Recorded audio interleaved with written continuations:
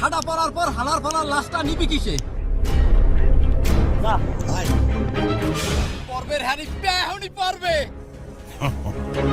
দয়াল একটা ঠাডা হালাও দয়াল, এগুলো মোর জান্ডা দয়াল। তুমি এই হালার ফালার উপরে একটা ঠাডা হালাও দয়াল।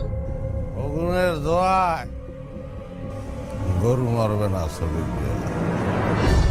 ঠাডা ওই কুলে পারবে, ঠাডা এই কুলে পারবে, ঠাডা তোর কলিজে দেখতে পারবে।